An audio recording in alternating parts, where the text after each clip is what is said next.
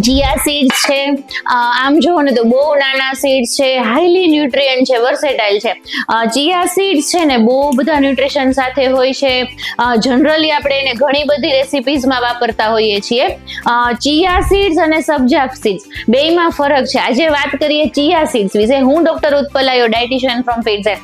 ચિયા seeds છે ને એમાં પ્રોટીનનું પ્રમાણ વધારે હોય છે, કાર્બોહાઈડ્રેટ વધારે હોય છે, ફાઈબર ફૂલ હોય છે, ઇવન મેગ્નેશિયમ છે, ફોસ્ફરસ છે, કેલ્શિયમ છે, બીજા ઘણા બધા માઇક્રોન્યુટ્રિયન્ટ પણ હોય છે.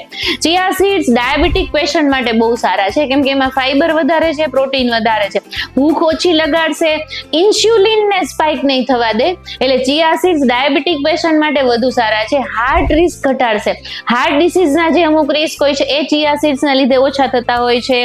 સોલ્યુબલ ફાઈબર વધુ માત્રામાં હોય છે, એટલે સોલ્યુબલ ફાઈબર વધુ માત્રામાં હોય એટલે ભૂખ ઓછી લાગે, ને ભૂખ ઓછી લાગે એટલે ક્યાંક ને ક્યાંક વેઇટ લોસમાં હેલ્પ કરે.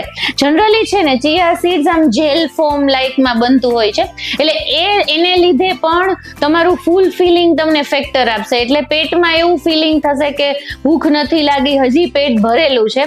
ભૂખ ઓછી લાગશે, ફાઈબર વધુ મળશે, એટલે કોન્સ્ટિપેશનમાં પણ ફાયદો થશે. એ સિવાય વેઇટ લોસ થશે જ. એમાં ઓમેગા 3 ફેટી એસિડ છે, ઇવન એન્ટીઓક્સિડન્ટ છે, બીજા ઘણા બધા બેનિફિટ્સ છે ચિયા સીડ્સના. ચિયા સીડ્સ લેવા કઈ રીતે જોઈએ? જનરલી કોઈ પણ ટાઈમે લઈ શકાય. 1 ચમચી ચિયા સીડ્સને પાણીમાં નાખીને લઈ શકાય. આપણે જનરલી સ્મૂધીમાં બનાવીને લેતા હોઈએ છીએ, દહીંની અંદર નાખીને લઈ શકાય.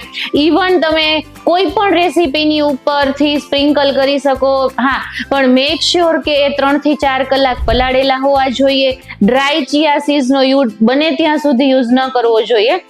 ચિયા સીડ્સ એ તમારા મીલને હેલ્ધી બનાવશે, તમને હેલ્ધી બનાવશે અને બીજા બધા બેનિફિટ્સ આપશે જ. ચિયા સીડ્સને વધુ માત્રામાં પણ ના લેવાય, અને કોઈ પણ વસ્તુ વધુ માત્રામાં લેવામાં આવે ને તો ક્યાંક ને ક્યાંક નુકસાન કરતી હોય છે. તમે કોઈ પણ રેસીપીમાં નાખી શકો, ઇવન તમે કોઈ પણ ટાઈમે લઈ શકો. એટલે ચિયા સીડ્સનો ઉપયોગ કરવો જોઈએ. Chia seeds each and every day લઈ શકાય, એમાં કોઈ ઇશ્યુ નથી આવતો. પણ તમે કઈ રીતે ચિયા સીડ્સનો ઉપયોગ કરો છો એ મને કોમેન્ટ કરીને જણાવજો. Follow for more.